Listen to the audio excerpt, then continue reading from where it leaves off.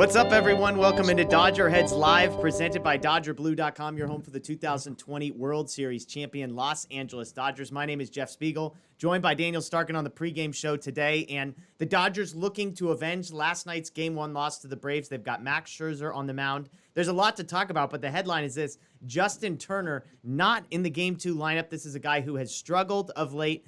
The Dodgers announced he is, quote, out with a minor injury. As far as I know, no indication of what that injury is. Daniel, were you surprised to see Justin Turner not in the lineup today? Yeah, they said it was like a neck injury or something, I'm pretty sure. And Dave Roberts said he suffered it before batting practice yesterday, which means I guess he tried to play through it yesterday, and we saw how that went. Not too great, very low quality at bats. So I mean, I don't know how injured he is. We'll see. I think he's still available to pinch hit, Dave Roberts said. But honestly, I mean, the way he's been swinging the bat, he could use a day off.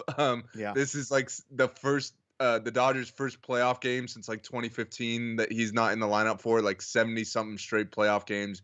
Justin Turner was in the lineup, so it's going to be weird not seeing him in there. But hopefully, he could take this day off, use it to kind of mentally clear his mind and get back on track, because he everyone knows he hasn't been swinging the bat very well this postseason. But if the Dodgers are going to win the World Series, that's a guy you need. So you need to get him healthy. Hopefully, a day off today and then the built-in day off tomorrow will be enough to do that.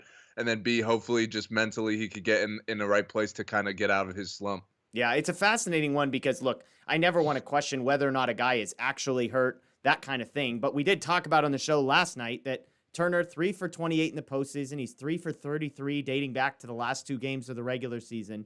And yet it's Justin Turner. This isn't a guy that you can just take out of the lineup and say, hey, sorry, you're struggling. We're going to put Chris Taylor in at third. And so if you were going to bench Justin Turner or give him a night off, you would not just do it without some sort of explanation. And that explanation would likely be something along the lines of a minor injury that he suffered yesterday, which explains why he struggled yesterday. And, oh, by the way, it means he's not going to be unavailable tonight to pinch hit. He won't be unavailable Tuesday should we need him in Game 3. So we'll see how this all plays out. At the end of the day, I think it's a good thing for the Dodger offense that Turner's not in the lineup. Again, Chris Taylor takes his spot at third. So as we look at the lineup, it shakes out like this. Against the right-hander, Ian Anderson, Mookie Betts at the top, Corey Seager second, Trey Turner third, Will Smith fourth, Gavin Lux fifth, Chris Taylor sixth, Cody Bellinger seventh, A.J. Pollock eighth. This is the lineup that we both asked for yesterday, essentially, and we were debating about whether Turner would belong in Chris Taylor's spot or A.J. Pollock's spot. Right. In this case, they do split the lefties, Lux and Bellinger. Turner out of the lineup. How do you feel about the lineup that Dave Roberts throws out there today? I mean, if Justin Turner can't play, I think that's like clearly the best lineup you could put out. We both wanted Lux moved up to fifth. We got that. We wanted Will Smith batting cleanup. We got that. So I think with the guys they have out there, this is the best order. Like you said, they split up the 2 lefties, which we both thought was important because the Braves have a ton of lefties in their pen. So, I think this is a good lineup. Chris Taylor hasn't played a whole lot of third, but we know he's fine. You could stick him anywhere. So yeah, I think if this lineup can't score runs against Ian Anderson, then you kind of start to think there's might be some real problems here because they haven't been scoring a whole lot lately. But I think today's going to be the day they kind of get it going. Yeah, and the Dodgers don't have any bad fielders necessarily out there, but Chris Taylor is probably average to below average as a third baseman, you would guess, just based on the number of reps he has gotten. A.J. Pollock, of course, an average defensive left fielder, maybe used to be above average. I think in his current state, he's probably average. And then Gavin Lux, a wild card in center. So every time Lux has played center, they've had a guy like Chris Taylor, who's a plus defender in left field, next to him. So we'll see whether the defensive maybe moves for the Dodgers come back to hurt them. Now, the Braves did the same thing yesterday. They put Duvall in center field, and the announcers were saying, hey, they've made some decisions to go offense over defense. The Dodgers make those decisions today. And to be fair, Turner hasn't been lights out at third. He's been fine, but he makes a big error in Game 5 that obviously doesn't come back to hurt them. And so I agree. I think it's the best lineup they've put out. I mean, just seeing A.J. Pollock batting 8th, and Cody Bellinger, who is a rejuvenated Cody Bellinger, batting 7th. Chris Taylor, 6th. Gavin Lux, 5th. I mean, that is easily the best 5 through 8 that I feel like we've seen at any point this postseason, given the struggles of Justin Turner. Again, 3 for 28 in the postseason, 3 for 33 dating back to the end of the regular season. As I said last night, 2 of those 3 hits were kind of like accidental slump, like shift beaters to the right-hand side, not exactly line drives smoke. He did have the home run, so nothing against that. On the other side, Ian Anderson takes the mound for the Braves. And I did a little scouting on him, just looking through some of the numbers, and I'll give you this. 23-year-old right-hander in his second year. Obviously, the Dodgers have seen him before. They saw him once this year on June 4th. He threw 4 1/3. This is one of the weirdest pitching lines you'll ever see. He gives up 1 hit and 4 earned runs in a start against the Dodgers. He allows 1 hit, 3 walks, 4 earned runs, 6 strikeouts. He had allowed no hits through 4 innings, comes back out for the 5th, puts 4 guys on base. The bullpen comes in, lets all of them score. He has made 2 postseason starts. He did make 2 postseason starts a year ago against the Dodgers. Those combined 7 innings pitched, 6 hits, 2 earned runs, 7 strikeouts. But here's an interesting number: 7 walks. So he's walked 10 batters in 11 1/3 innings against the Dodgers thus far. Dig a little bit deeper on him, looking at some of the StatCast numbers. You look at the ERA, 3.58. Hey, that's pretty good for a starting pitcher. You look beneath the surface. There's some questions here. Expected weighted on base, expected ERA, expected batting average, expected slugging, and strikeout rate all below the 50th percentile league-wide. His barrel rate is in the 20th percentile. His walk rate is in the 28th percentile. The only 2 positive numbers he has are exit velocity, 60th percentile, and whiff percentage, 69th percentile. Couple more to throw at you. He's a guy that throws 47% fastballs, a tick under 95 miles an hour, 31% changeups, 21% curveballs. Right-handers actually hitting better against him than lefties this year by about 50 points on the OPS. He is coming off a great outing in the NLDS. 5 innings, 3 hits, no earned, no walks, 6 strikeouts. That was after having allowed 5 runs in the 5 starts, ending the regular season.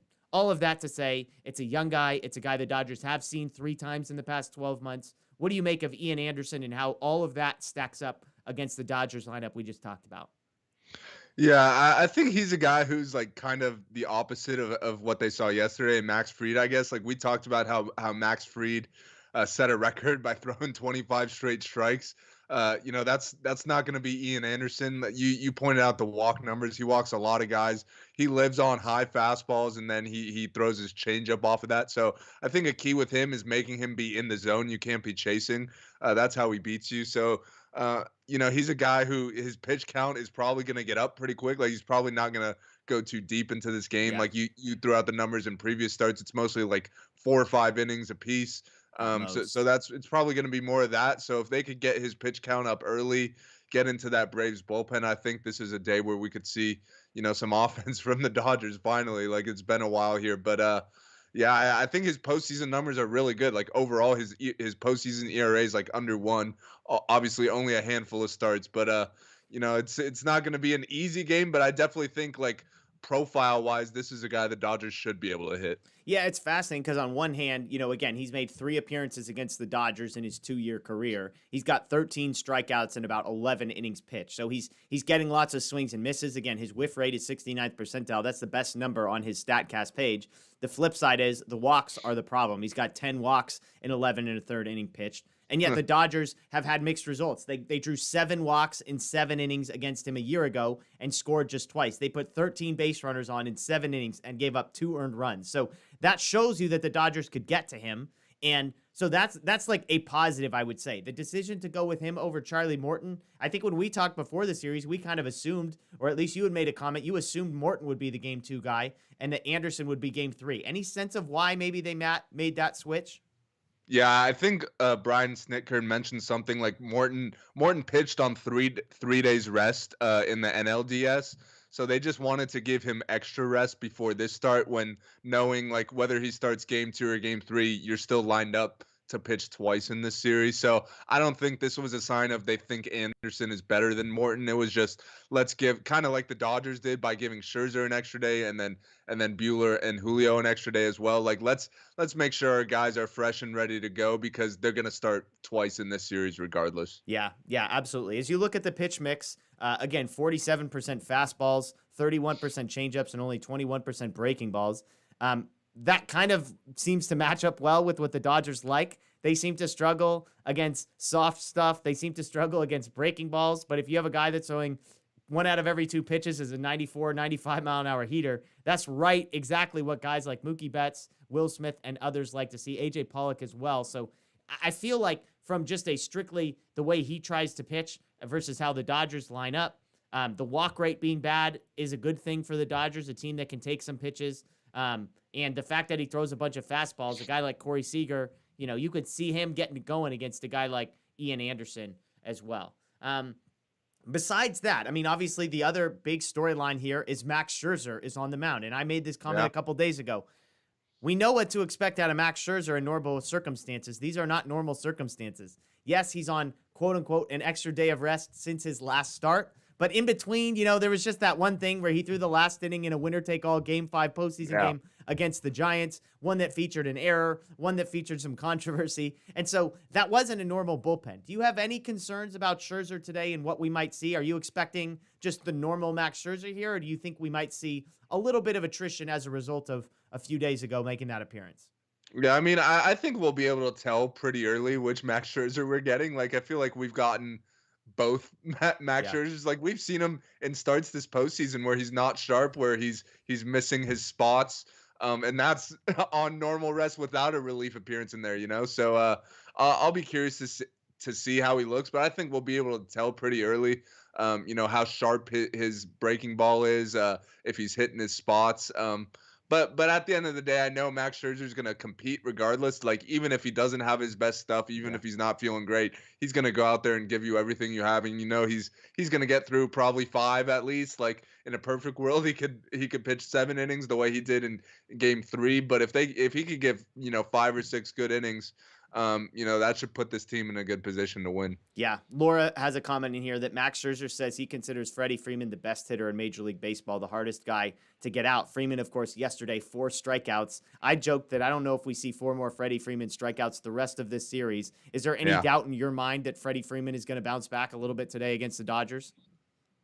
I mean, it's still a tough matchup in Max Scherzer. Like, usually, I mean, you're never feeling good after going 0 for 4 with 4 Ks, but when you do that and then realize you have to face Max Scherzer the next day, that's never a good feeling. But I mean, hey, that's a guy, they faced each other a lot, like both playing in the NL East for all these years, obviously. So I'm definitely expecting. I'm not expecting a 4 strikeout day from Freddie Freeman. He's usually you don't see him have 2 games like that in a row very often. Like, he's usually a steady guy who doesn't really slump too often. But if he could just stay slumping for a couple more days here, that would definitely be nice. Yeah, looking up some of the sort of historical stats, Freeman, of course, has the most at-bats of anyone against Max Scherzer, 47 at-bats. He's hitting .234, but he does have an OPS of .838 against Scherzer. 3 home runs, 4 doubles as well, struck out 12 times while walking 7.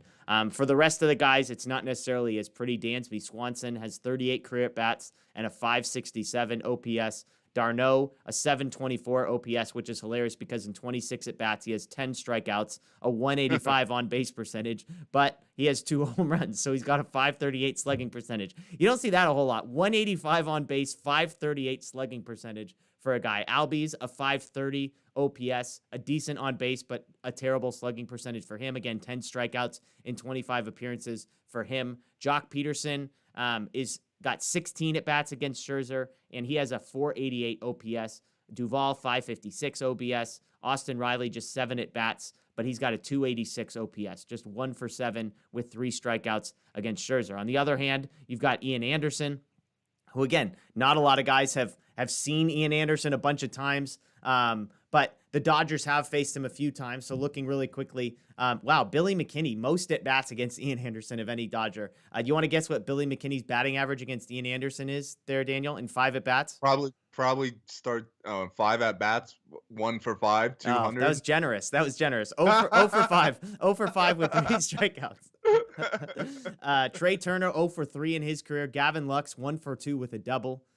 Gavin Lux, the only Dodger who has a hit off of Ian Anderson, which is a bizarre. I mean, that probably doesn't include postseason stats. Yes, that's a good point. That's a good point. Yeah, and that's true because they just had the 1 hit against him. So this would have been all in this year. So Lux had the double against him this year. Bellinger was 0 for 2 with 2 strikeouts. Of course, if you know Cody Bellinger's 2021, that's not super surprising. Will Smith, 0 for 2 with a strikeout. Mookie Betts, a walk and a strikeout. Chris Taylor, a walk and a strikeout. Justin Turner, 0 for 1 with a walk. So, that's a great point that postseason stats are not included in those matchups there. THP also points out that Jock Peterson did homer off of Max Scherzer in the playoffs back in 2016.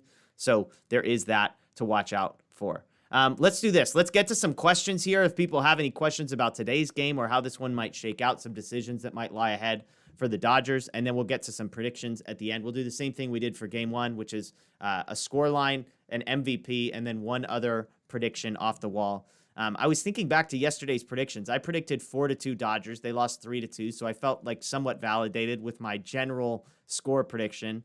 Who did I have? Oh, AJ Pollock, I think I had as my offensive MVP. He had a double, so you could do a lot worse than that. Who did you have for your MVP yesterday? I had Justin Turner. Oh no. Okay. He won for 4, but that's true. Far from the MVP. Gonna go out on a limb and say that one didn't play out too well. Obviously, we both picked the Dodgers to win, so nothing good there. So not a great day for our predictions there, but we'll see what happens. Bravo says that Freddie Freeman usually sucks against the Dodgers for some reason. I don't know if you watched the NLCS last year. Freddie Freeman absolutely destroyed the Dodgers last year around. Okay, no questions. So we'll just hop right into we'll hop right in. THP says that whoever you pick as MVP seems to immediately slump. Although in game 5, I think you nailed the MVP. Didn't you pick Mookie? I did. Okay, so there you go. So THP, you gotta just put some respect on the man's name. 4 for 4 Mookie Betts. Hey, it's hard to pick out one player in a lineup of 9 guys. Like, all these guys are good. Yeah. You just don't know who it's going to be that night. So it's hard. I've gotten it right sometimes. I've gotten it wrong a lot of times.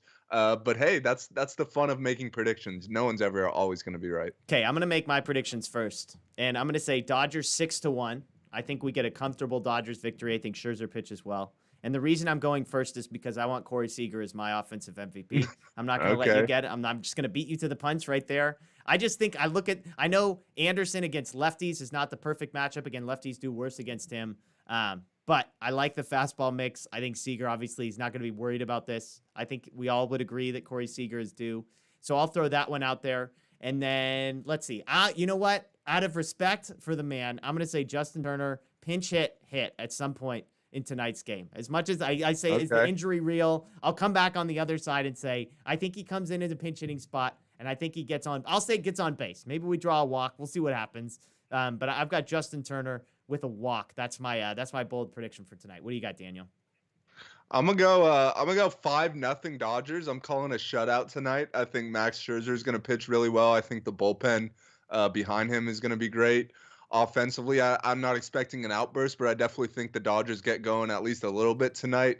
I'm gonna go for my offensive MVP. I'm gonna go with Gavin Lux. He's been swinging a hot bat as of late. He's up there in that 5 spot, which I think that's the highest he's been in the lineup, definitely in the postseason. So I think he's gonna stay hot. And I'll go out on a limb too a little bit. I think we're gonna see a web gem out of Gavin Lux in center field tonight as well. I like that. That's a great prediction. Okay, looking at the spread on this game, the Braves are plus 157 on the money line. So if you want to bet $100, this is over at Caesars, it looks like, but $100 on the Braves gets you 157. Meanwhile, minus 172 for the Dodgers. If you want to bet even money on the Dodgers, you have to predict that they will win by more than 2 runs. The total is 7.5. Under is even money on that one. The over is minus 120. Both Daniel and I predicting the under there. So something to look at. Looking through some of the predictions in the chat, go ahead and throw yours in there. We appreciate you joining us as always. Iris has Dodgers winning 7-2.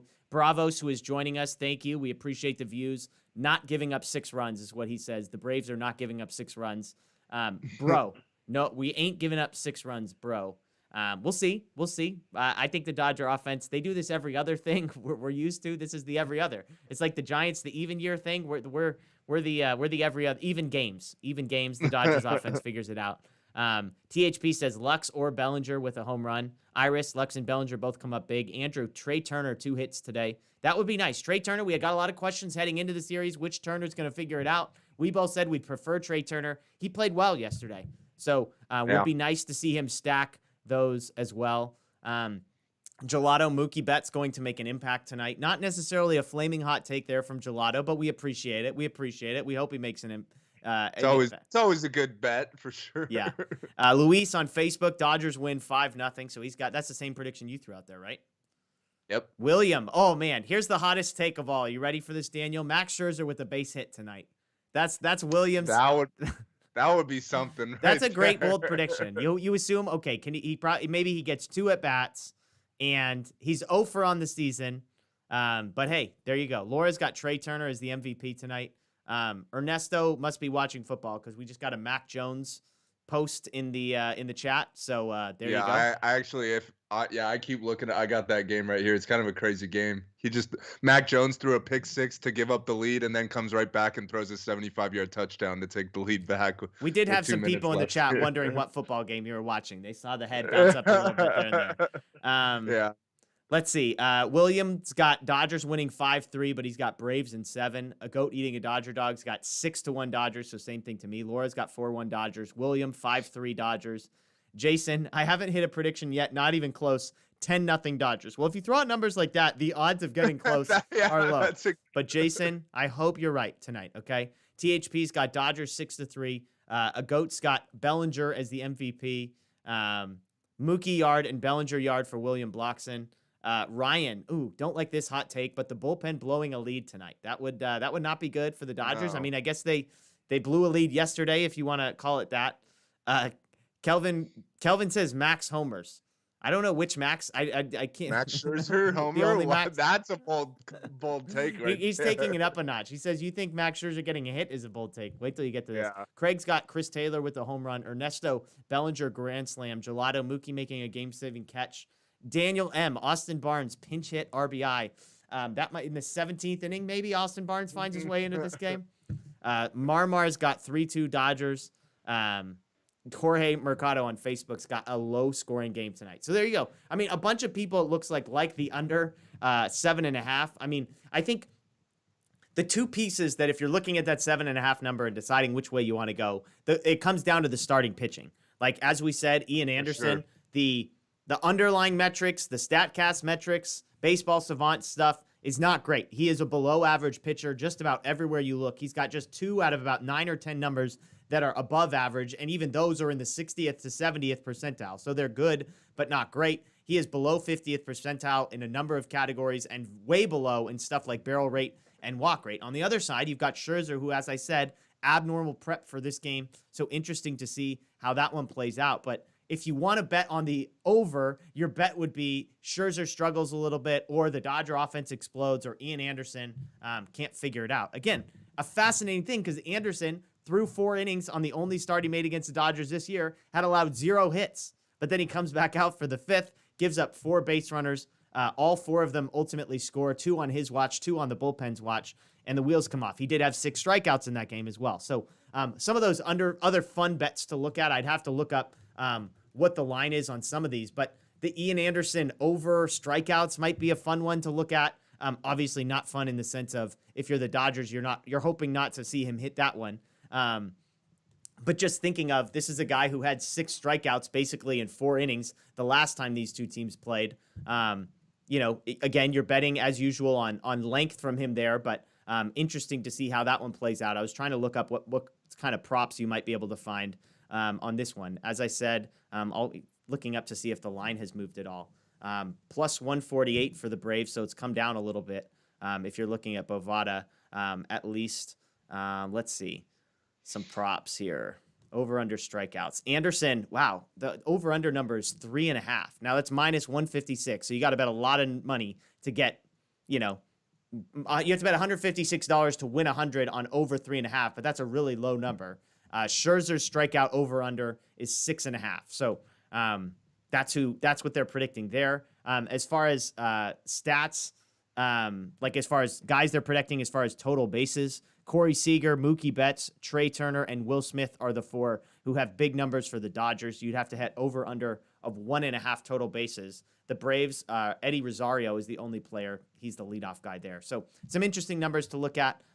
We'll see what they do. Jason asks, any chance the Braves bunt at Chris Taylor, knowing he's playing over there at third base? Part of me wonders, if they want to, go ahead. As far as I'm concerned, I mean, I trust Chris Taylor is a good fielder no matter where he's playing. I know he doesn't have a ton of experience at third, but he can handle himself just fine. Like, if those guys who Yeah. who we know can mash. Like the Braves lineup 1 through 8, all those guys can mash. So if they want to go ahead and bunt, like go right ahead. Like it's one thing to have the idea to bunt, it's another to execute, as we've seen in this playoffs with Chris Taylor specifically. Like you gotta get it down to get a base hit. So if they want to do that, go right ahead. I'd rather bunt at Justin Turner than Chris Taylor. I mean, I feel like Taylor's at least got fair. the speed to try and come in on that ball. Fair. Whereas Turner, probably it's a step slower, a half step slower getting to that. So, I mean, that's the piece, right? You put a guy in third, you put a guy at center. It's not like they can just intentionally like, oh, we're just going to hit the ball to center field now. It's the ball kind of just goes where it's going to go. Obviously, you can hit it to the left or to the right, but it's not like you can really pick on a defender. Now, the ball might end up at a guy's feet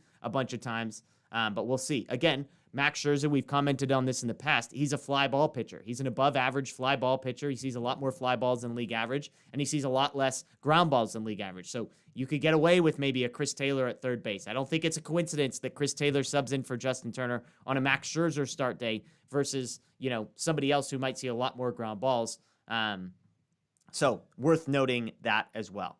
All right, well, that'll do it. We're right up against 4:30 here. The game's about 9 minutes away. So Daniel and I, no surprises here. Both have the Dodgers winning this one, bouncing back. We both described last night as a great if you win, but not a must-win if you're the Dodgers. Definitely a must-win for the Braves. The Dodgers tried as hard as they could to lose that game. They eventually succeed in the 9th inning. They go 1 for 8 with runners in scoring position. If the Dodgers can just be average with runners in scoring position and the bullpen continues to be as good as it was last night, I think they'll be fine. Let me get you out one last question. I meant to ask this. I mentioned the bullpen. Anyone unavailable? I would imagine Gonsolin is the only relief pitcher unavailable today. Is that a fair assessment, you think?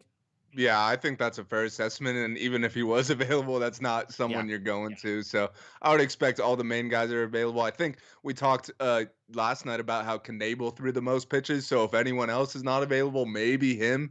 But I think everyone would be fine. And if you're getting length out of Max, like you should only need your main guys, hopefully at least. Yeah, and Knebel, I think, threw 16 pitches. So it was like 1 pitch more than Bickford and Vesia, and a bunch of other guys were right at 15, which is a totally manageable number on back-to-backs, knowing you have a day off following it. That's Daniel Starkand. My name's Jeff Spiegel. Enjoy the game. Daniel and I will be live with you post-game here, Dodger Blue 1958 on YouTube. Enjoy the next few minutes. Listen to Vince Scully. We'll see you soon. The best team holding a trophy high in the air. The Los Angeles Dodgers, champions of the baseball.